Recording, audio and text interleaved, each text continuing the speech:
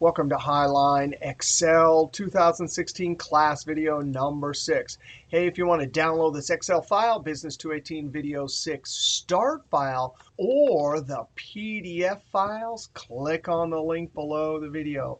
Wow, we got all sorts of amazing topics in this video. Here's the PDFs, 14 pages of amazing notes. Here's our Excel workbook, and here are our topics. We're actually going to talk about conditional calculations with Excel formulas. Now, we did a little bit of conditional calculations with Excel formulas back in video 2, and we did a lot of conditional calculations with pivot tables in video number 3.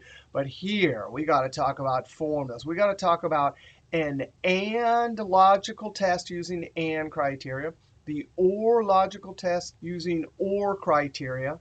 And there's a bunch of different ways to do both types of logical tests. Most of the time when we're doing data analysis or formulas with calculation, we're using either the AND logical test or OR logical test. So we're going to see a bunch of different ways and a bunch of different methods for making these types of calculations with formulas. Then we're going to talk about credit analysis for accounts receivable. We'll talk about the if and is functions and even compare and contrast pivot tables and formulas. Now, I want to jump over to our PDF notes, and in the table of contents, I want to click on AND logical test. Now, the goal of an AND logical test is to run 2 or more logical tests and see if all logical tests evaluate to true. You can think of it like this. If you take out the garbage and clean the table, you get dessert. It's only if you get 2 trues, took out the garbage, and cleaned the table, that you get dessert. An AND logical test might look like this. Only one of these will deliver from the logical test a true. It's only when we get 2 trues. Now, I want to jump over to Excel, and we want to go to the sheet AND. And our first example of an AND logical test, we're going to have 1, 2, 3 AND criteria. That means we're going to be asking a question of each record in the data set. Only when we get 1, 2, 3 trues are we allowed to count or include the number in our calculation. Now, the question is, for this set of AND criteria, is the region South and is the sales rep GG and is the product DAB? If I'm doing this manually, that means I have to look through the region column. I have to ask, is this equal to South? False. Is this equal to South? True. I have to continue for the entire column. Then I switch over to the next criteria on the next column. Is this equal to GG? True. Is this equal to GG? True. Continue all the way down. Then I jump over and get my product. Is this equal to DAB? False. Is this equal to DAB? False. All the way down. It's only when I get 1, 2, 3 trues that I get to use that record in any calculations. Now, before we start doing adding, counting, averages, and other calculations, let's look at the AND function. If I type equals AND, tab, notice logical 1, logical 2, up to 255 logical tests. For us, we have 3. Now, and its only purpose is to deliver a true or false. We can put as many logical tests. Only when they all come out true will and deliver a true. All right, so we're going to build our logical test as a new column to indicate that this record should be included. I'm going to ask the question, hey, is the item for this record in region, are you equal to South? And I'm going to lock that with the F4 key. Now look at the screen tip. I type comma, and now I get my next logical test. I'm asking of this record in the sales rep column, are you equal to, down here, GG, our criteria, and F4.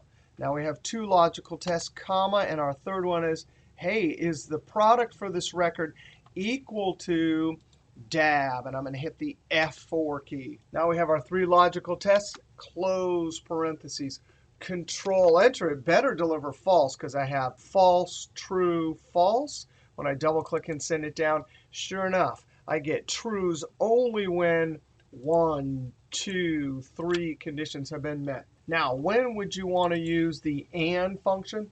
Well, sometimes people use the AND function in a helper column like this to help them with complex criteria when they're filtering or building formulas. Other times, we use and the OR functions inside the if function. And we'll see a great example of that for our accounts receivable problem later. All right, now we want to go talk about SUMIFS, COUNTIFs, and AVERAGEIFS. These are built-in functions that add, count, and calculate the average based on one or more conditions. And guess what? The default for these functions is AND criteria. So if we enter multiple criteria ranges and criteria, all these functions run an AND logical test to then either add, count, or calculate an average.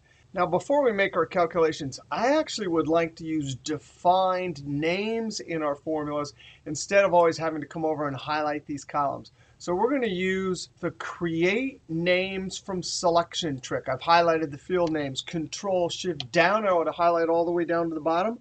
We could go up to formulas, define names, create from selection, but there's a keyboard for this, Control-Shift F3. Now we have to be careful when we create names from selection. Top row, I definitely want to use the word at the top of each column, the first row, as the name for each column. But I do not want left column. If I use left column, it would name each row this date, and we don't want that. So I click OK. Now instantly from our name box, we can see there's customer, there's region, and so on. Now let's come over. And our first calculation is total cost of goods sold. Since I'm adding with multiple conditions, I use the SUMIFS functions. Now I can, in the sum range, highlight using a keyboard, Control-Shift down arrow, Control backspace, and it automatically puts our defined name in, comma. We have 1, 2, 3 different columns we have to put into criteria range. So the first column is region. I'm going to type it. Region, down arrow, tab. I instantly see the range finder rainbow color coding shows me that's the right column. Comma. And the criteria, well, there it is. It's south. We're not copying this anywhere, so we don't need to lock it. Comma. Criteria range 2. So here's our second column. Sales rep, so I'm going to type S down arrow, and we can see our gold. Dog tags mean define name. F of X means function. I hit tab, comma. There's Gigi for the criteria 2, comma. Criteria range, that's our third column. Product. I see the gold dog tag, tab, comma. And there is DAB. So there we go. We've entered 3 criteria, 1, 2, 3, and 3 criteria ranges. 1, 2, 3. Anytime you add more than 1 criteria range and criteria, you are doing an AND logical test, in our case to add. So I hit Enter, and boom, there it is. There's our total, 10,314. Now we want to calculate our average cost of goods sold next, because the AVERAGEIFS function is very similar to the SUMIFS. The only difference is instead of saying sum range like it did up here for the numbers, our argument says average range. When you see average, remember, that's the calculation we're making, average. When you see average range, it means please give me all of the numbers. We want our cost of goods sold column, so I type cost of goods sold or find it from my drop-down tab. Now we do the same 3 criteria ranges and criteria. Now, these arguments do not have to be entered in any particular order. It does not matter in which order we put them in, because all it matters is that there are 3 truths. I'm actually going to do the product one first. So product, tab, comma, and then I got my DAB product as the criteria, comma. Criteria range 2, that's going to be our sales rep, comma. And I'm going to go up and get my criteria, which is Gigi, comma. Criteria range 3, that's going to be region, tab. And now I go up and get my condition, which is south. So very similar, except for using AVERAGEIFS instead of SUMIFS. When I Control Enter, there's our average, $3,064. Now, COUNTIFs is one argument easier than AVERAGEIFS and SUMIFS. If I want to count with these three conditions, there's no average or sum range. It's just criteria range 1, criteria range 2, and so on. Region, criteria range 1, comma, and there is the region south, comma, criteria range 2, sales rep, comma, and there's the sales rep GG, comma, and then product. That's criteria range 3, comma, and there's our product DAB. So simply put, 3 criteria ranges, 3 criteria, and you're good to go. And there it is, the count. There were exactly 36 transactions over in this data set where the region was south, sales rep was GG, and product was DAB. Now, in all 3 cases, we are doing single cell formulas. Sometimes we have a cross-tabulated report we need to create with formulas. So cross-tab, as we talked about when we were talking about pivot tables, it's as if there's a cross here, right? That intersecting cell right there, it has the column header criteria sales rep Sheila, and it has the row header criteria region west. And for every single calculation inside the table, it's the product DAB. Now we're going to use SUMIFS tab. And what are we adding for the sum range? Cost of goods sold, comma, criteria range 1. It doesn't matter which range we put in first. I'm going to put in region. There's criteria range 1, comma, criteria. Notice this is the row header. As we copy the formula across our columns, we need it locked on J. But when we copy down, we need to move to J21, 22. So I hit F4 1, 2, 3 times, lock the column, but not the row. Comma, criteria range 2. This will be sales rep, comma, and our criteria is GG right here. As we copy the K19 down, it needs to be locked on K19. But as we copy the whole formula over from the GG column to Sheila and Mo, we want the K to move to L and then M. So I hit F4 1, 2 times to lock the row, but not the column. Comma, criteria range 3, that's product. And in this case, comma, criteria 3, that's going to be DAB. And I need it locked in all directions. Close parentheses. And so there's SUMIFS for a cross-tabulated table. Cross-tabulated table with 1, 2, and 3 and criteria. Now, one advantage of SUMIFS and COUNTIFs and AVERAGEIFS compared to the D functions that we'll learn a little bit later is that these functions can be copied easily down and over. We're allowed to have locked ranges, mixed cell references, whatever. When we get to our D functions, although they do more calculations than just adding, counting, and averaging, it's difficult to copy those formulas, but not for SUMIFS. I can Control Enter, double click and send it down, copy it over, go to the diagonally furthest one away, hit F2, and admire that handiwork. The cell references and the defined names are all looking in the exact right position. So, and criteria for SUMIFS, COUNTIFs, and AVERAGEIFS, no problem. Now we want to go talk about a different type of AND logical test. We want to talk about between logical tests. And this is just a form of an AND logical test. And all it means is we're going to have a lower limit and an upper limit. And we need to either count how many of the transactions fell between January 1st, 2013 and January 31st. And then we need to add all the sales between this lower and upper date. Now, the trick in both of these formulas is going to be the comparative operator and how we join it to the lower and upper limit. Now, we're going to use COUNTIFs and SUMIFS. But when we have our formula, we can't just click on this cell as the criteria, because then it would try to find just this day. And if we did AND criteria, if I said, please go find a date over here that's the 1st of January, and the last of January, there is no such date. So really what we want when we have an upper and lower limit and we're counting between is we need to say, please find all the dates greater than or equal to the lower date and less than or equal to the upper date. All right, let's try this with COUNTIFs equals COUNTIFs. The criteria range, it's going to be the date column, and we can see our gold dog tag there, date. Now, I'm going to have to repeat that date twice because there's two conditions. But for the first one, I'm going to put in the lower limit.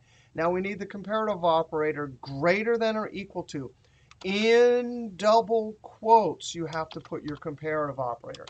In double quotes. Then you have to join it with Shift 7, the ampersand, to the actual date. Now, what this means is, notice the greater than or equal to sign is pointing towards the column. So it means it's going to be looking at all of the dates over there. And anytime it finds one that is greater than or equal to January 1st, 2013, it will get a true.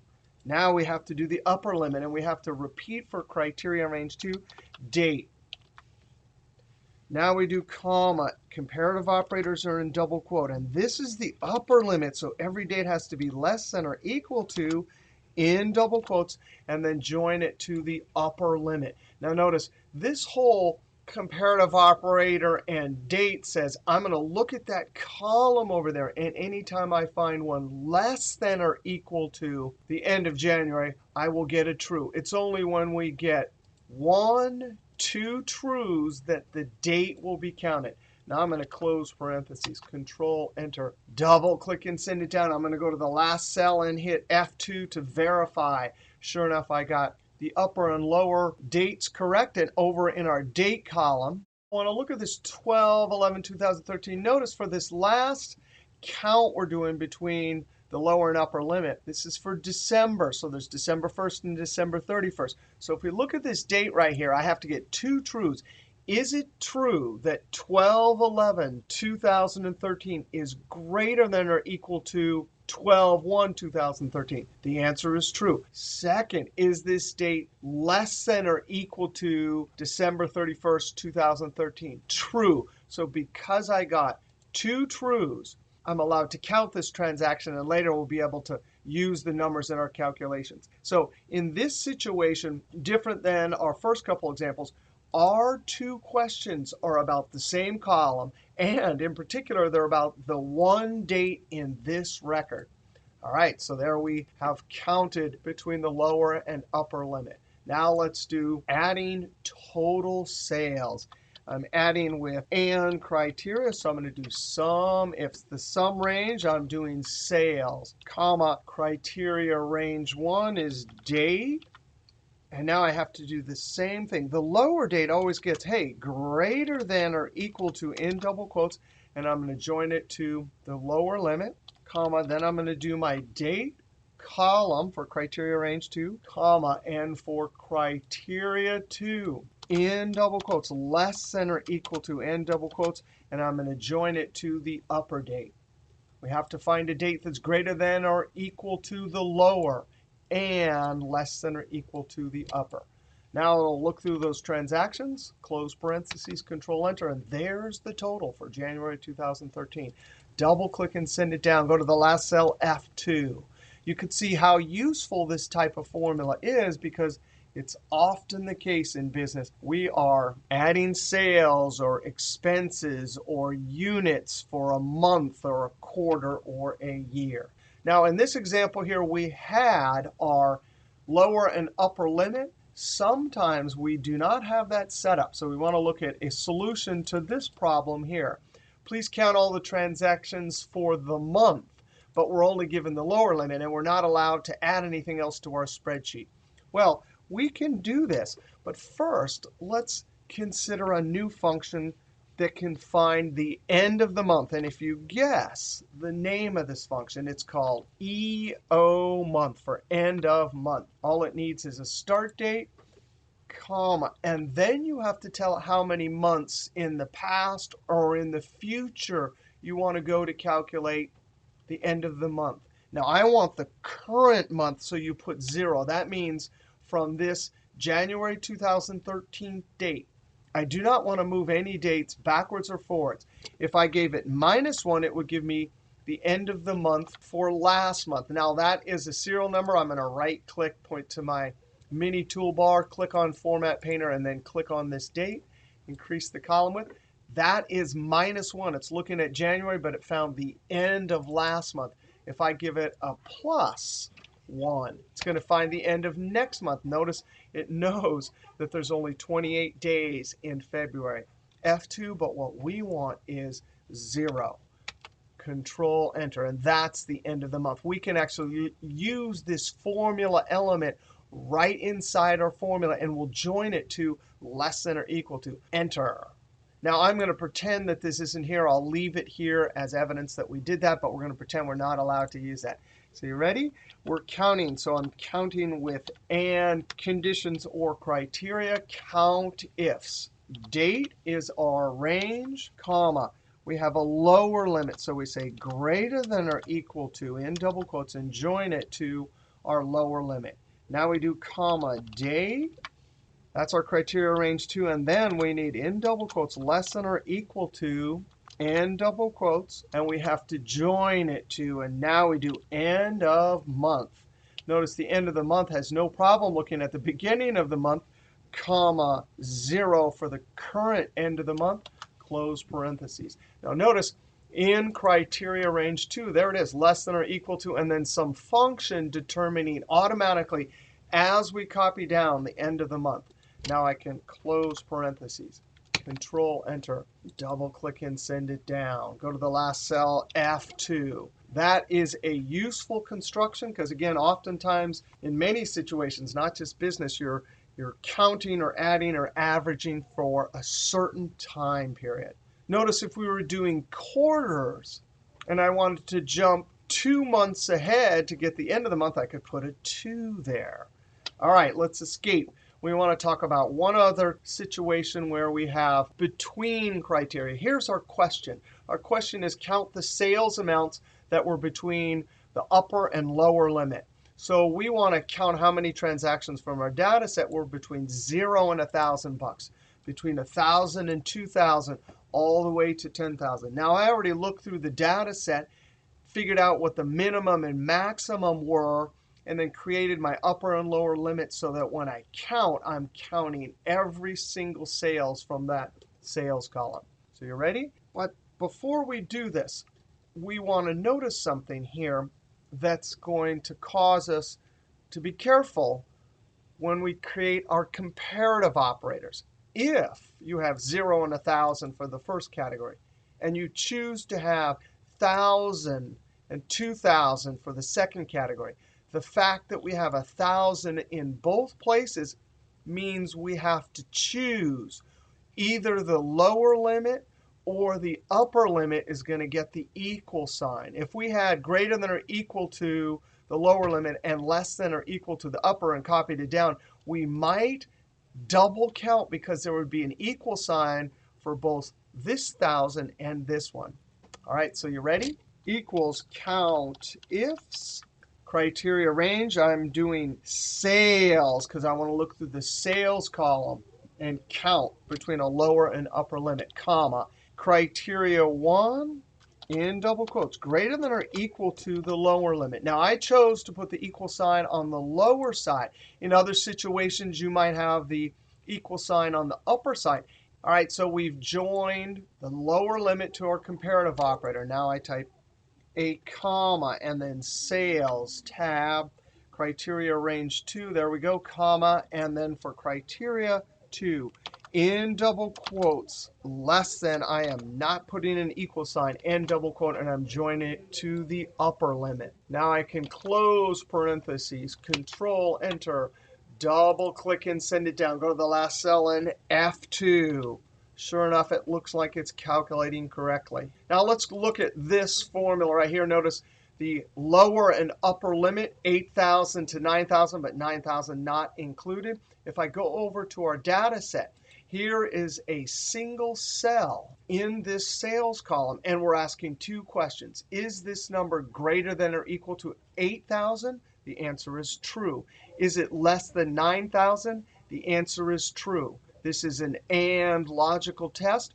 All the tests came out true. It's also a between logical test. All of the tests for the lower and upper limit both got true, so that 8,000 would be counted in this category. Now, one last thing about this formula right here. Notice we're counting between a lower and upper limit. If you remember last video, video number 5, we talked about the frequency array function. That frequency array function counts between a lower and an upper limit. But we're forced into categories that include the upper but not the lower. Now, that's fine, and that solution actually is easier to create than this solution. We have to have the lower and upper, and we have to remember where the comparative operators go. But if you want control over your comparative operators, for example, you want the equal sign on the lower side, you can't do that with the frequency function. But here we can have any type of comparative operators for our upper and lower limit when we use COUNTIFs. All right, so that's 3 examples of between criteria. Now we want to talk about our next topic, D functions. Now, D functions are going to be special functions that only act on proper data sets with field names. And you have to set up the criteria with field names in the first row and the criteria below each field name. Now, when to use D functions? You can only use D functions when you have a proper data set because the actual function communicates with the proper data set, the database, through field names like region, sales rep, product. In general, you don't want to use D functions if you need to copy because it's difficult and in some situations completely impossible to copy a D function formula to another cell. And the reason why is because of this requirement that we have field names and criteria below.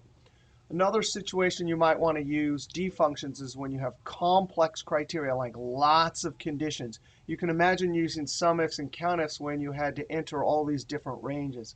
And the other situation is you might not have a built-in function like SUMIFS and COUNTIFs. So up here, there's 12 different D functions. So sometimes calculating standard deviation or D max, that might be the only way to do it. All right, so let's see how to do this. Equal sign and a D. In our case, we want count.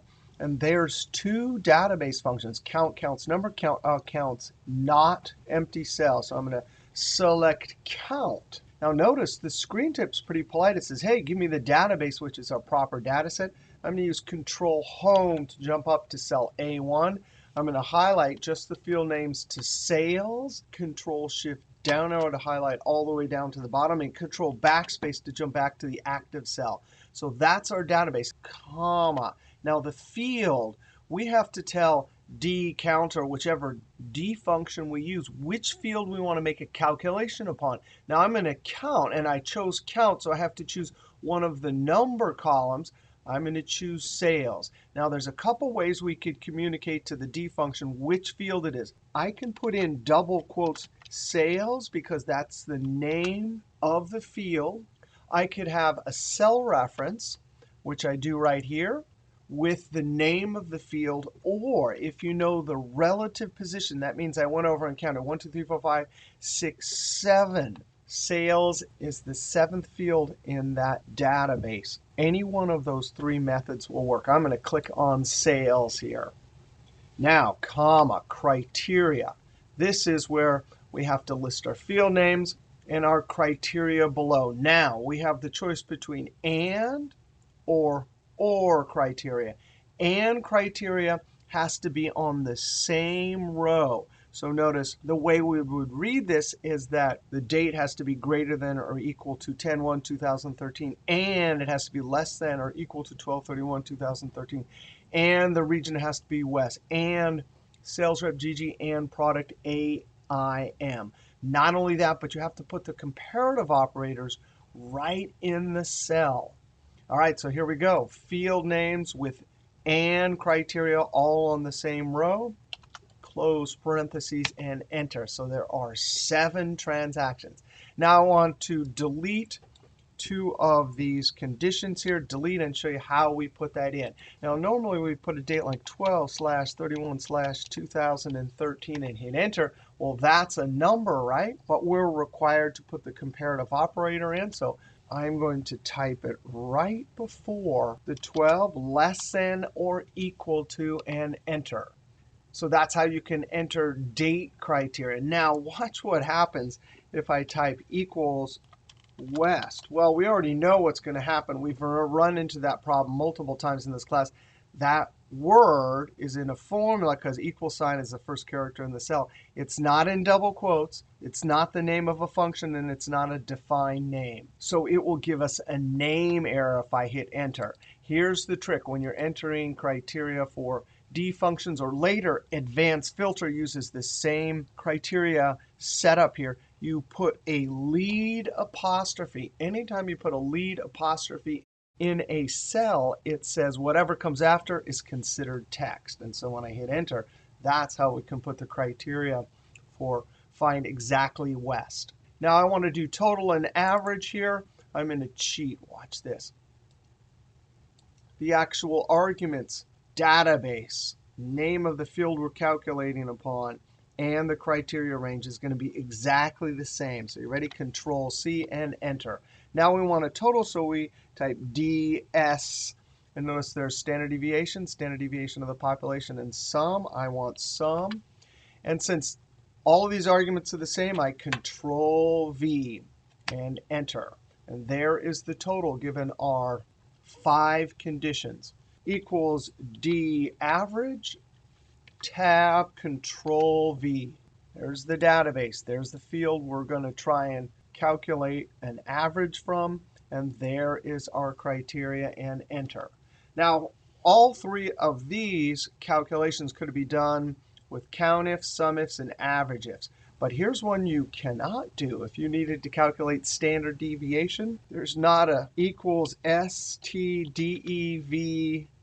dot S if function. We wish there was one of those in statistics, but there's not. So instead, we're going to use equals D for database, S for standard deviation, and there it is. Now, the one without the P means sample, and the one with the P means population. Population is just all of them. Sample is a partial set from the population. All right, so Control V.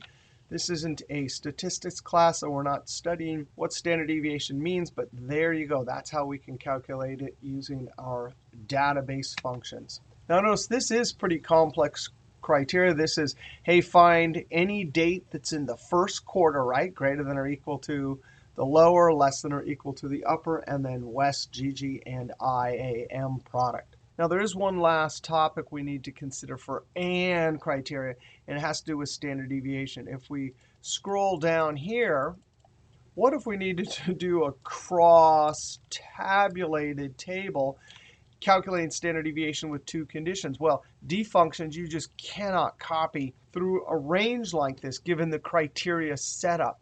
So in this case, we have to create an array formula that can filter out the values we don't need based on AND criteria, right? We can't just do the standard deviation function and highlight all of the sales numbers. We need to pick out only the sales numbers for each one of the intersecting cells that match the column header and the row header criteria. Well, we saw last video, video number 5, we did average gross profit for sales rep, and we did an array formula using the if function to filter out values. So we can do the same here. Equals STDEV, and we're going to use the S one because this is sample data. And just like we did in video 5, we can't dump all of the numbers in here, so we want to filter them. We can use the if function. Now, here's the logical test. In last video, we did one array operation where we said, hey, particular column, are you equal to something? But we have 2 columns and 2 conditions here. It's no problem. The if can do this. We have to put the first column in, so that's region. And I'm going to ask the question, are any of you equal to Midwest? Now I need to lock this. When I copy to the side, I need it locked on the J column. But when I copy it down, it needs to move. The row needs to move to 88 and then 89. So I hit the F4 key 1, 2, 3 times. Now, if I were to highlight this and hit F9, it's too big to evaluate. But the resultant array just comes out with trues and falses. Now remember, we have two conditions, so watch what happens. I'm going to type a comma. It says, please give me the value of true. I cannot put the numbers in yet because I still have one other condition. If you still have conditions, this is where you put your second if function. We are nesting multiple if functions because we have multiple conditions or criteria. Now, as soon as you put an if function inside of an if function, this is an criteria. All right, so the logical test, we have to ask the question of the sales rep column. Are any of you equal to the column header? And I need to lock this going down across the row, but not across the column. Now we can type comma, and because we have no conditions left, now we can highlight the whole column, sales. Now the way it's going to work, and I'll look at a small example on one of the other sheets in just a moment, is anytime it sees a true here in the same position in the resultant array as it finds a true over here, only when there's true and true is the multiple if functions allowed to pick out the sales number. All right, so I'm going to close parentheses, close parentheses. Man, I have a lot of functions here. I wait till I see the black one, then I know I'm done. Inside of this number 1 will be a resultant array with only the sales numbers for each one of these conditions. All right, now this is an array formula. We don't have some product function. We don't have array constants, so we have to use the special keystroke to enter this Control Shift and Enter. I immediately look up to the formula bar. I see my curly brackets. I can double click and send it down and then copy it to the side. I go to the last cell, diagonally furthest one away, F2. And sure enough, it got all of the ranges right. I'm going to hit Escape because I don't want to get rid of that Control Shift Enter, so Escape. Now, I want to go look at a much smaller version here so we can step through what just happened there in that formula.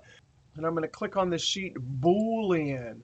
All right, here's a much smaller data set. We have sales rep, customer, sales, and we want to calculate standard deviation based on GG and Amazon. We can see there's actually only 2 records that have GG and Amazon. All right, so here we go, equals STDEV. And we're going to do the S one. And inside number 1, we put our first if. And I ask the question, hey, are any of you sales rep equal to GG, comma. We still have a condition left, so we have to put our second if. And our second question is of the customer column. Are any of you equal to Amazon? Now we do comma, value of true. We don't have any more and criteria conditions. So I put the sales column in. Now I can close parentheses, close parentheses, close parentheses until I see my black one. Control Shift Enter. I look up to the formula bar. I see my curly brackets. I know I've calculated it correctly.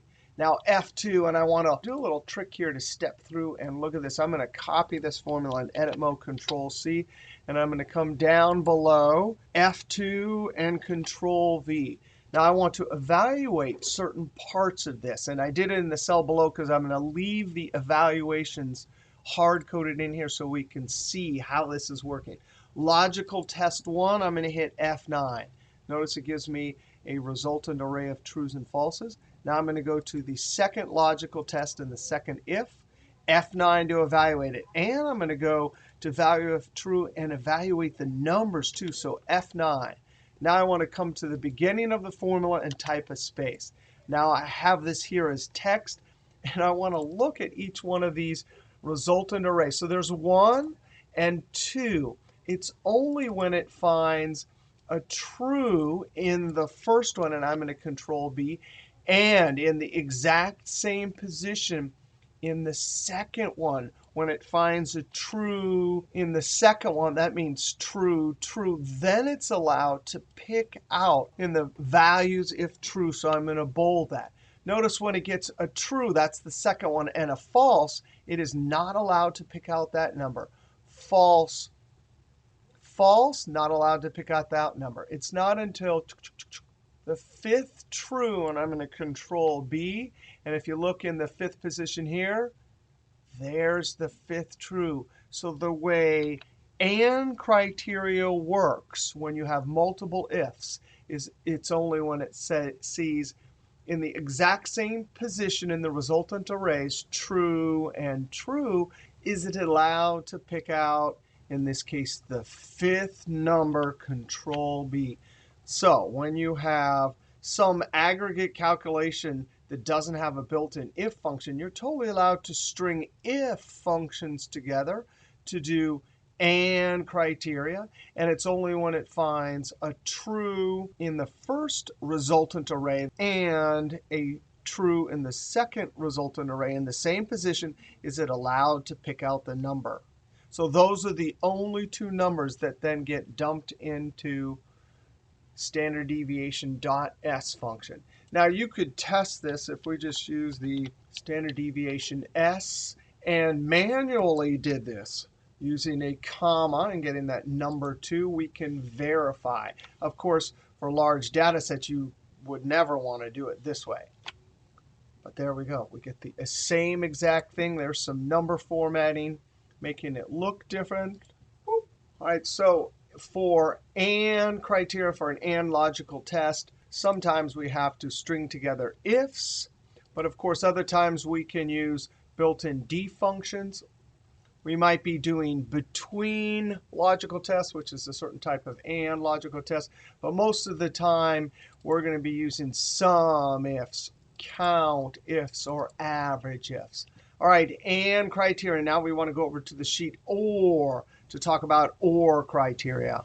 Now I want to jump over to our PDFs, and in the table of contents, I want to click on OR logical test and jump to that section. OR logical test using OR criteria. The goal of an OR logical test is to run 2 or more logical tests and see if at least one logical test evaluates to true. So if we had 2 tests and one of them comes out true and the other one false, the OR logical test would say true to this situation because there's at least one true. The OR logical test would say true here also because there's at least one true. Only when we get both falses will the OR logical test report a false. Notice true, true, that's going to be OK because that's at least one true. So in this first situation, we got 1 true. Second situation, we got 1 true, 0 trues, and 2 trues. Now we want to jump back over to Excel, and we're on the sheet OR. Now here's our same data set we used for our AND criteria calculations. Now we want to look at OR logical tests and OR criteria. I'm going to do the same thing I did on the other sheet. I'm going to highlight the entire table, Control-Shift-Down arrow, and I'm going to name these columns with Control-Shift-F3. So remember, we only want the top row. So I'm going to uncheck left column and click OK. Now, something different happened because notice if this column is named date and over here this column is named date, there is potentially a problem. But let's go look at our name manager, formulas, define names, name manager, or the keyboard Control F3. And what Excel does is, yeah, there's duplicate cost of goods sold, duplicate customers. But over here in the scope column, it says the first name you created, cost of goods sold, that is on the AND sheet. That's called the workbook scope. That name, if you type cost of goods sold into any formula, it's available in the entire workbook on any sheet. But when we create a second cost of goods sold name, this one has a worksheet scope. It's only going to be available on the OR sheet. We can see right here, OR. Now, there is an exception. If you type the sheet name exclamation point, then the define name cost of goods sold, then you can access this on any sheet. But it's rare that people want to do that. Most of the time, you define a universal workbook name and you use it everywhere. If you create a worksheet name, in general, use it only on the sheet, which is what we're going to do. All right, I'm going to click Close. Now, we want to talk about an OR logical test. Here's our customer group, and we need to do things like add up all the sales, count, calculate the average, and add a helper column that tells us true when the customer in the customer column is one of these customers. Now, the way an OR logical test will work is like this. We will ask a question of each customer in the customer column. That means for this record, we're asking the question, hey, customer, are you Amazon, or are you Microsoft, or are you Yahoo, or are you Google? Notice for any particular one, we have to ask those 4 questions. Now, in this particular OR criteria situation, since our criteria is operating on a single column, we're actually never going to get more than 1 true. If we asked of Costco, we'd get 4 falses. But when we get to Microsoft, we're only going to get 1 true. The other ones will be false. Now, let's start with the OR function. I'm going to click in the top cell, and just like the AND function equals OR, there are logical tests separated by commas. You can have up to 255. And for our first logical test, I'm going to say, hey, relative cell reference, customer for this record, are you equal to, and I'm going to click on Amazon, F4 to lock it, comma to get to logical 2, same customer again, are you equal to the next customer, Microsoft, and I'm going to hit F4, comma, logical 3, hey, customer for this record, are you equal to Yahoo, F4, comma, logical 4, same customer, are you equal to Google, and F4. Now I can close parentheses, Control, Enter, and double click and send it down. There is our helper column. All of these ones are false, right? Because none of those customers right there are in this list over here. Now, there is another way to do this kind of calculation that we'll learn next chapter when we discuss lookup functions. But when we're talking about OR criteria, that's the perfect function to illustrate how we're calculating with OR criteria, doing our OR logical test. Now, if we want to add or count, we learned last video, video number 5, that we can use SUMIFS and COUNTIFs with a function argument array operation. So I'm going to use the SUMIFS, and I want to add all of the sales for one of these customers. So sum range, sales. And notice for my dropdown, now I have workbook and worksheet. Now, I'm not going to select from this dropdown list, because watch what happens. It puts the workbook name, and I don't want to do that. So I'm going to type out sale. Notice I get the range finder blue, and that's what I want. So I'm going to type a comma. Criteria range, I want customer. Now, you can also, if you're on this sheet, if I highlight the customer column, Control Shift down arrow, Control backspace, it will put that color coding in. Now, comma, the criteria 1 argument. This is where we do a function argument array operation. This is OR criteria. Anytime you put more than 1 item into criteria 1 for SUMIFS or COUNTIFs, we're saying, hey, is the customer Amazon or Microsoft or Yahoo or Google? Now, because I put 4 in there when I close parentheses, and if I highlight this and hit F9, we know that this delivers 1, 2, 3, 4 numbers. That's the total for Amazon, Microsoft, Yahoo, and Google. That resultant array, we don't want to leave that, so Control Z. We put that not into sum, because if we use the sum function, we'd have to use Control Shift Enter.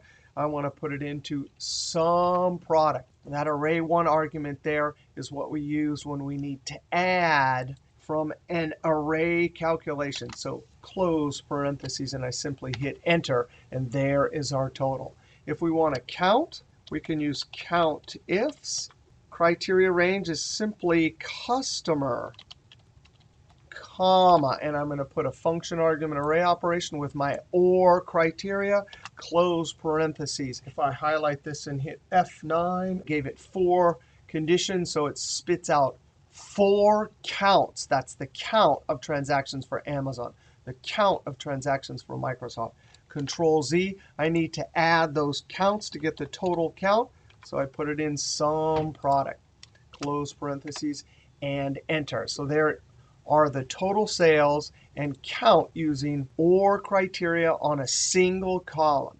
Now, when we get to calculating average, we can't do that because if we do a function argument array operation for average, it'll spit out 4 averages, and we can't average those. When you're doing an average, you need to add up every one of the actual numbers for each one of the either Amazon, Microsoft, Yahoo, or Google, and then count and divide by the count. So we can't use a function argument array operation here.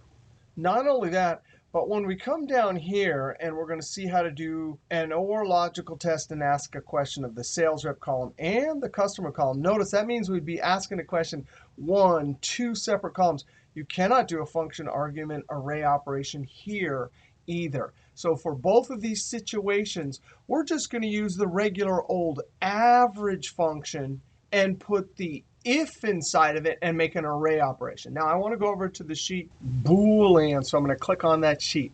Now, here's a small data set, and I want to ask this OR question. Hey, customer, are you Amazon or are you Google?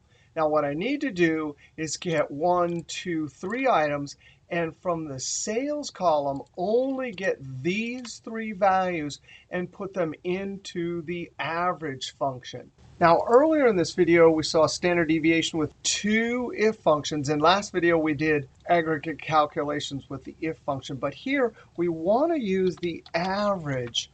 And in the number 1, we want to filter those values. But guess what? We actually do have 2 questions using OR criteria. But we can't put an if and then a second if. When you string together or nest if functions like we did for our standard deviation calculation, that's using AND criteria. No problem. We can use if, and then in the logical test, we can actually put both questions, both array operations right in this logical test. That means I'm going to put this column 2 times into the logical test and compare it to each one of these. First, I have to isolate each array operation since there's going to be 2 with parentheses. So I highlight customer column, and I say, hey, are any of you equal to Amazon? Now I close parentheses. And the math operator we use for OR logical tests or OR criteria is the plus symbol. It's addition. And then we put, notice we're still in the logical test argument. We put open parentheses in our second column. It's the same column, but we list it twice. But this time we're asking, are any of you equal to Google? Now I close parentheses. And in the logical test, what will happen is we're never going to get a true and a true in the same position of the 2 resultant arrays. So we're only going to get situations, and you can see down here, if I were to evaluate all of this, you could see I can get true. This is the first array right here. I get a true for Amazon, and then boop, boop, boop. The 4th true is for the 4th Amazon. But when I add it, this second resultant array is asking the question about Google. So you can see over here, it's only in the second position. So in the second array of trues and falses, there's only a true there. Now when I add, I'm going to get true plus false, which is 1. False plus true, which is 1. And then the third position, look, a false and a false. So I get a 0. That's the trick to doing OR logical tests inside an aggregate function inside of if. Now here's our screen tip. Let's just go ahead and click on this and evaluate it with the F9 key. Sure enough, 1s and 0s. Now the if function logical test has no problem. Any non-zero number is interpreted as true. 0 is the only number that is interpreted as false. Control Z. Now I come to the end. Comma. And the value of true, those are the numbers that I want to filter. Now I can leave the last argument off. If I leave it off, then falses are inserted into that resultant array. Close parentheses. Now in the number 1, there's our if. And when I hit F9, you've got to be kidding me. It totally filtered and gave us only the values that match our OR criteria logical test. Now I need to Control Z, come to the end, close parentheses. I see my black parentheses, and this definitely is an array formula. There's our array operation. None of the functions are sum product, and I don't see array constant, so we have to use Control Shift and Enter. If you look up into the formula bar, we can verify. Sure enough, our curly brackets got put in. Now, we could verify this on a small data set to kind of prove to ourselves that this is working average, and I can simply manually click on the first one, type a comma, click on the second one, type a comma, click on the third one, close parentheses, and enter. You would never want to do this on a big data set. Now, that's OR criteria on the same column where we needed to do the array formula because AVERAGEIFS wouldn't calculate a correct average for us. Hey, here's a second situation where the same formula will work. I'm asking two questions of two different columns. I'm saying, hey, is there a sales rep Gigi in the sales rep column, or is there a customer Amazon in the customer column? Now, we can just do our average, and right inside number one, we'll use the if function to filter out the values we don't want. The if, and we'll do the same exact construction. In parentheses, I ask the first column, are any of you equal to Gigi? Close parentheses, and I do the math operator plus symbol for OR criteria, open parentheses. I highlight the second column, and I ask the question, are any of you equal to Amazon? Close parentheses. Now, the difference between this situation is that we have two columns. And you can clearly see that if I'm running two array operations here, in the first position, I'm going to get a true for Gigi and a true for Amazon. So I get two trues. If I were to evaluate the logical test argument here, and if I click on it and hit F9, sure enough, there's my at least one. I got two trues for the first item in each array, one because I got a Gigi but not an Amazon, a 0 because I did not get Gigi or Amazon, and so on. And remember, the logical test argument, and for that matter, and functions, or functions, the logical functions in Excel interpret any non-zero number as true, and 0 is the only number that gets interpreted as false. Control Z. Now I have my logical test, comma, and the value if true, I simply highlight the values. I leave false out because I want false inserted to help filter out the values. I'm going to click on number one. There it is. Hit the F9 key, and sure enough, there is our array of numbers matching only the numbers for sales rep Gigi or customer Amazon. The false filtered out the two values we did not need. Control Z, come to the end, close parentheses.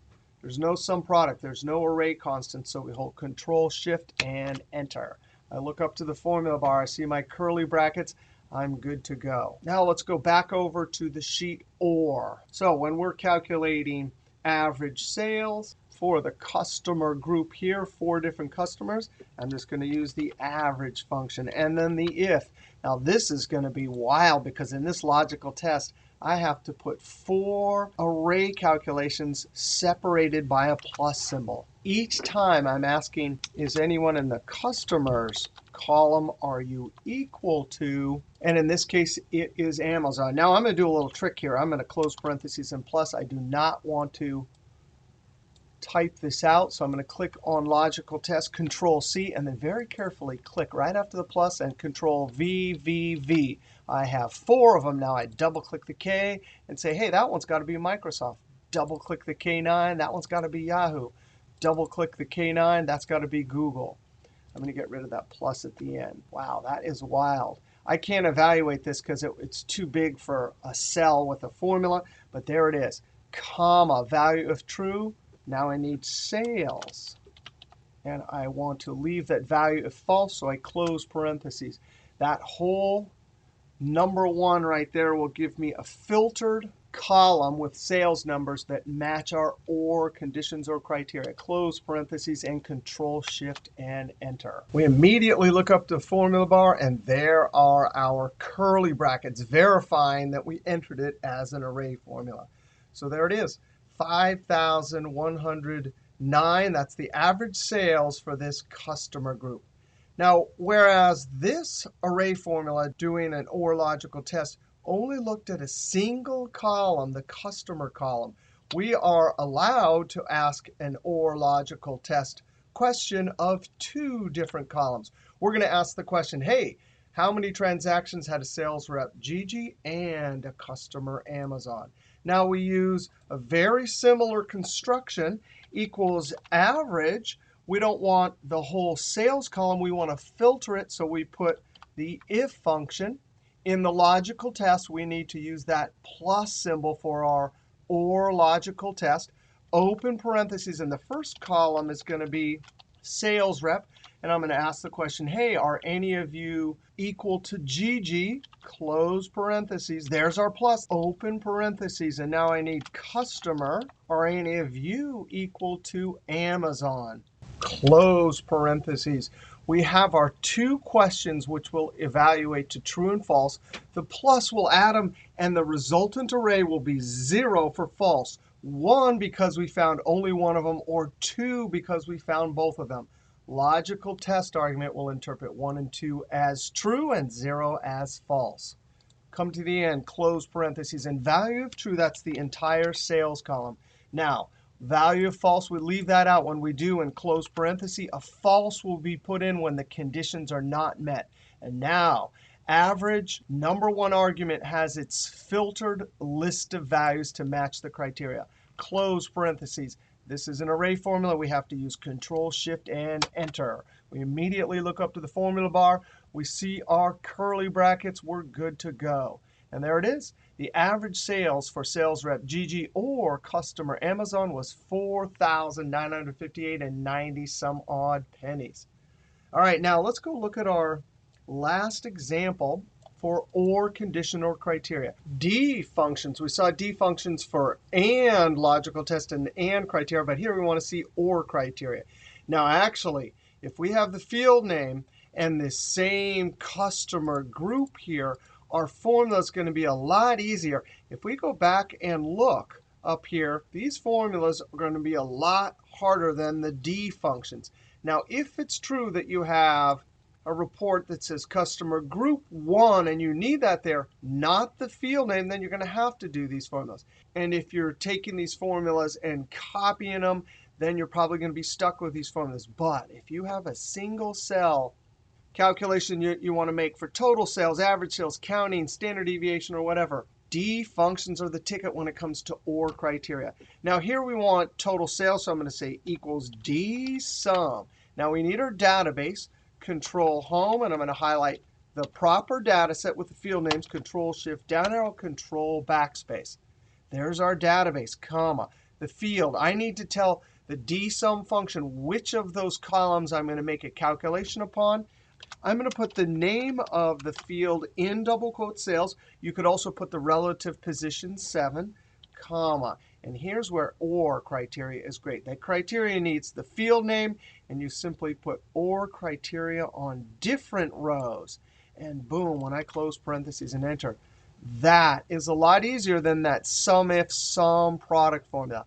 Now, F2, I'm actually going to cheat for our next calculation, average. I'm going to copy the database, the field, and the criteria area, Control C, because the only thing we have to change is equals D average. Tab and Control V. D average will calculate the average for this customer group. And that is a lot easier than our average array formula we had to do when I hit Enter. Boom, there it is, 5,109. Now counting, I'm going to count on the customer column, so I'm going to use dcounta. There's the same database, the field. I'm going to count on customer, comma, and the criteria, field name and OR criteria, each on a different row. Close parentheses and enter. There's our 688. Now, this OR logical test had criteria looking at a single column. We are allowed to use OR criteria on multiple columns. But for D functions, you have to be sure. If you're saying, please find GG sales rep or Amazon customer, you have to be sure and put it on different rows.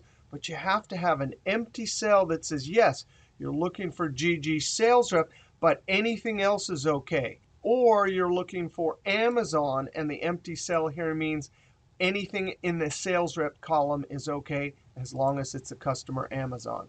So we have the criteria area set up equals dcounta. We have our same database, comma. It doesn't matter which field because they both have text. Counta will count text, comma, and the criteria area. The two different columns in the OR criteria, including those empty spaces, on different rows. Close parentheses, and there is our count. So OR criteria for OR logical test, we can definitely do it with D functions. And if it's a single cell calculation, you're not copying it, and you have field names in a proper data set, that is the way to go. We can definitely do some array calculations for OR averaging and our SUMPRODUCT SUMIFS and SUMPRODUCT COUNTIFs for counting and adding. Now, we want to go over to the sheet and an OR function. I'm going to click on this sheet because we got to talk about accounts receivable department when we have to analyze various customers' credit worthiness. Now, we're going to look at 3 different rules, and here they are. Each one has a different logic, and so it will help us to see different ways we can use AND and OR functions. Rule number 1, we will extend credit if the customer sales last year are greater than our hurdle of $25,000, and their asset value is greater than the hurdle of $300,000, and the credit rating 1 is greater than or equal to 3. Rule number 2, at least one of the credit ratings is exceeded.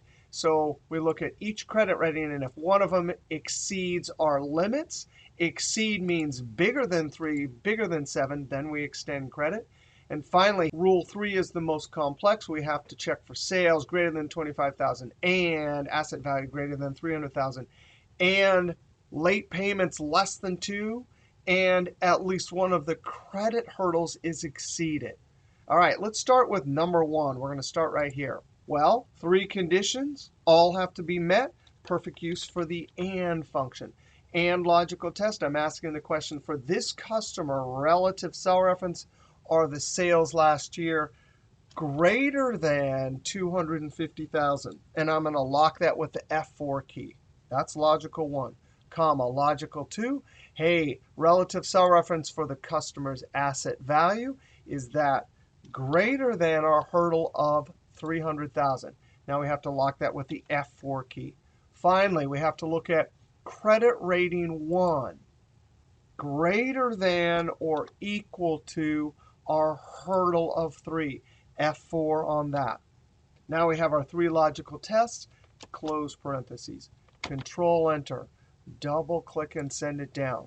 Only when all 3, yes, greater than 250,000, yes, greater than 300,000, and yes, greater than or equal to 3. Now that's rule number 1. Rule number 2, this is at least one of the credit ratings. Well, we're used to that phrase by now. When we say at least, that means OR. So I'm going to say OR. Logical test 1, I'm looking at credit rating 1, relative cell reference. And this says exceeds. I have to use greater than, click on the hurdle, F4. And there's a second test, comma, relative cell reference for credit rating 2. Are you greater than our hurdle of 7? F4, close parentheses, Control Enter, double click and send it down. Well, clearly false means they both came out false. So this is not bigger than 3, and 7 is not bigger than 7. But this one, we got 2 trues. Here we got a false, but here we got a true. So our formula is working. In each case, I made a grave error there. I need to come down to the bottom and verify. Yes, indeed, the relative cell references are all in the correct place, and our lock cell references on the hurdles are in the correct place. I'm going to come over here, F2. Sure enough, 1, 2 relative cell references, and the hurdles are locked. Now, rule number 3, we have 1, 2, 3, and 4 and logical tests. Now, this last one, at least one of the credit ratings is exceeded. That means that in the 4th logical test for AND, we're actually going to have to use this whole thing. Remember, the purpose of OR and functions is to deliver a single true or false. So this is perfectly all right to put inside one of the logical test arguments in and. I'm actually going to copy this in edit mode and escape. We'll paste it when we get to that last argument. So you ready? Equals and tab. Logical test. I need to check if relative cell reference, the customer's last year's sales, exceed or greater than our hurdle of 250,000. I'm going to hit the F4 key. Comma, logical 2. I have to check asset value, relative cell reference. Are you greater than our hurdle? F4 to lock it. Comma, logical test 3. I have to look at late payments last year for the customer. That's a relative cell reference. And that has to be less than our hurdle of 2. F4. Finally, comma, logical test 4. I'm simply going to Control V. Remember, OR is simply delivering a true or false, and that's what each one of these logical arguments need. All right, I'm going to come to the end very carefully.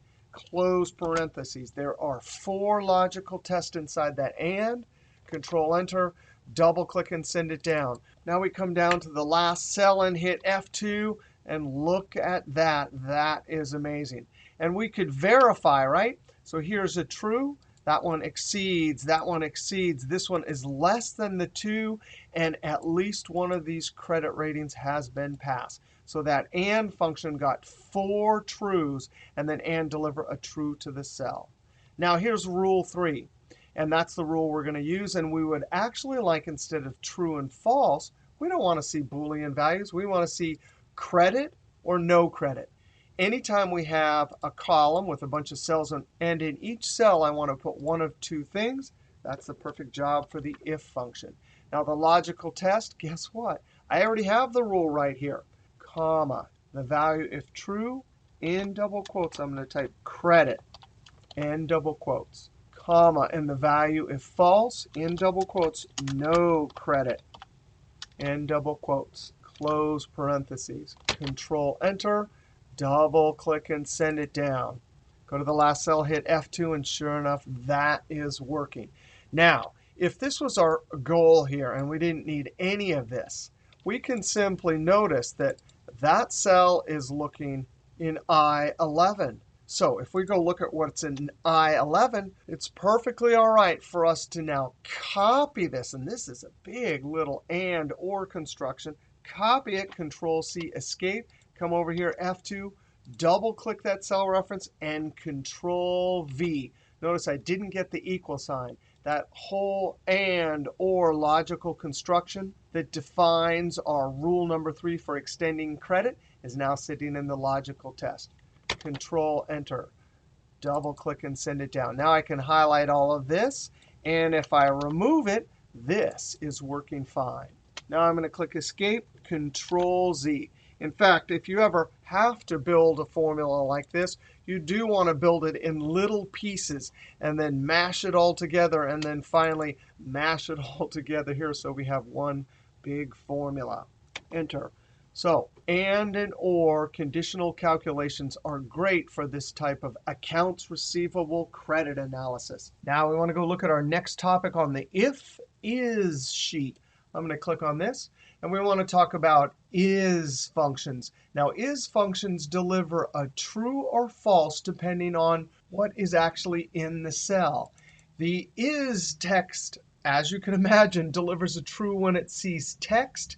If it's not text, like if it's a number, it returns a false. Is number. It sees a number, it delivers true. Anything that's not a number delivers a false. Is logical only when it sees a logical value, a Boolean true or false, does it deliver true? Otherwise, it delivers false. Is blank. That function should have been called is empty, because what it does is if it sees an empty cell, it delivers a true. Anything else, it delivers a false. Now there's is error, and is NA. Is error will deliver a true for any error it sees. Is error delivers an error for any value except NA. Sometimes it's important to find other errors besides NA, because NA means not available. There is NA, which, as you can imagine, delivers a true when it sees an NA. Anything else is false. Is non-text, and even is a formula. Notice it says true, so we know there's a formula there. Now let's look at a bank example. We have 3 examples that will combine if and is blank, is number, and is text. Here's the checkbook. We have date, the check number or transaction number, a description, and what we're adding and subtracting from our starting balance. Now what we would like is I would like a formula that calculates the balance, and I want to be able to copy it down. If there's nothing entered for this particular transaction, I want nothing to show up in the cell. But as soon as I enter something, I want the formula to calculate. All right, now we're going to start with just the balance part of our formula. I'm going to say equals relative cell reference. I'm always looking at the balance above.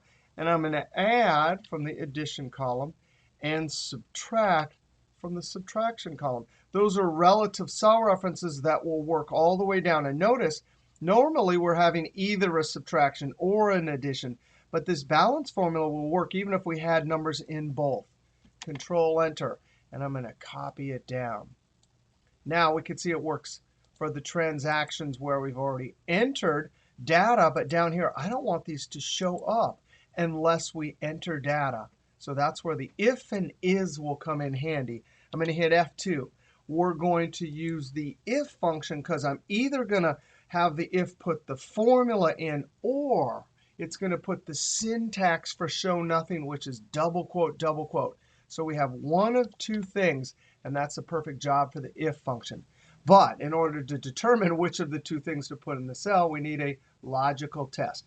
Now, you get to decide when you're building the template, how do you want to build that logical test? There's at least 5 or 6 or 7 different ways to do this. Well, let's try is blank. Now remember, is blank looks for empty cells, so I'm going to click on relative cell reference, the date for this transaction, close parentheses. That means when I copy this formula down, when it gets to here, it gets a true, true, true. Right now, is blank, because this cell is not empty, will get a false. So comma, the value if true. That's for when we get down to the remaining rows where there's not a transaction. I want to use the syntax for show nothing, which is double quote, double quote. Now, double quote is really a 0-length text string. It is considered text, but it's what we use to show nothing, comma. Otherwise, the value if false, we're going to put the formula into the cell. Now I come to the end, close parentheses, Control-Enter, double-click and send it down. And sure enough, look at that. Now if I come down here and put today's date, look at that. Now notice the if function did its job. It actually ran and calculated the formula result. Right here, it's not running the formula. It's actually dumping this 0-length text string. We could actually come over here and test this. Equals is number. And notice right here it'll say true, but right here it'll say false because it's seeing something that's not a number. Hey, guess what? We could also use the is text. I'm going to say is this text. This will come out false, but watch this. Even though it looks like there's nothing there, now we have a method of determining what's actually in the cell, and it is. It's a 0-length text string. Now, I'm going to delete this right here, delete these. And now let's try to do that same formula, but from a different point of view. I'm going to say if, and our logical test, instead of saying are you empty, I could just as easily say are you a number. Now notice we know that dates are numbers, so that will work. But if this is a number, what do we want? Comma for the value if true. We actually want the formula. So notice this is from a slightly different point of view, but the formula will give us the same results. I'm going to add the addition column, subtract the subtraction column, comma. Otherwise, double quote to show nothing. Close parentheses, Control-Enter, double-click and send it down. Now, when we come over here and enter a date, there we go. Control-Z. We could still do this from another point of view. Equals if, and I'm going to say is text. Now, I need to pick a column that I'm always going to use. I'm going to always put text and some number in this column, so it is always going to be text. All right, there we go. Close parentheses. That'll give me true or false. If it's true, it means I've entered something here, so I want the formula for adding and subtracting. Add, subtract. That's the value of true. Otherwise, double quote, close parentheses. Control Enter, double click and send it down. Now watch this. When I come and put a date, notice these two are working, but this one is operating off the check number transaction column. So it's not until I put that one shows up. Now, how do you know which one of these to use? Well, you got to pick a column that's always going to have something. I usually think that the date is one of the most important things. Yes, there's always going to be a number, but we don't know which column. But dates for historical transactions like this, you always got to have a date there. So that's a good one. This is probably a good one, too, unless you're going to enter text dates. If it's really the most important one is this one, and you're always going to enter text, then perhaps you want to use this one.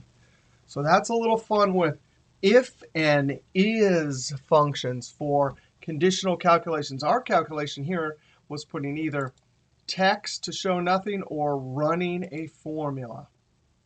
All right, now we want to go over to the sheet pivot table or formula.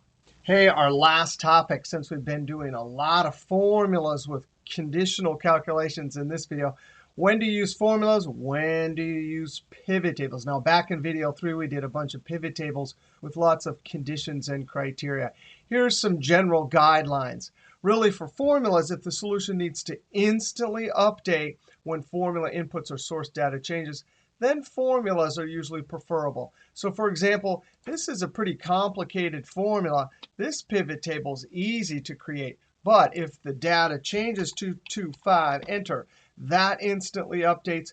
It's no problem. Pivot tables, you just have to right-click refresh, and it instantly updates. But sometimes Control-Z, Z, but sometimes you want that instant update, and formulas give that to you. If you're making aggregate calculations with many criteria and you don't need the solution to instantly update, then of course pivot tables are preferable. Now, there are many more functions in an Excel spreadsheet than there are in a pivot table, so that's another consideration. Pivot tables only do aggregate calculations. Hey, for big data, formulas calculate slowly. We saw back in video number 3, the Power Pivot data model with pivot tables could deal with a lot of big data. Pivot tables are easy. Hey, this monthly report is much easier than that big formula. But sometimes it's easier to create your solution with formulas, and sometimes it's easier with a pivot table. Clearly, this type of calculation and some of the pivot tables we did earlier in the class are much easier than formulas. Let's go look at a situation here on the sales team. Here's that OR criteria formula. This is a little bit easier to create one formula, copy it down and over, because for a pivot table, you'd have to do 4 different pivot tables and then filter each one. All right, this was an epic video about making calculations with conditions or criteria. We talked about some comparison between pivot tables and formulas. We talked about if and is functions. We talked about the and or functions for accounts receivable credit analysis. We talked about on the or sheet all sorts of different ways to calculate when we have an or logical test. And on the and sheet, we started off talking about and logical test. All right, next video, we are going to start talking about lookup functions. All right, we'll see you next video.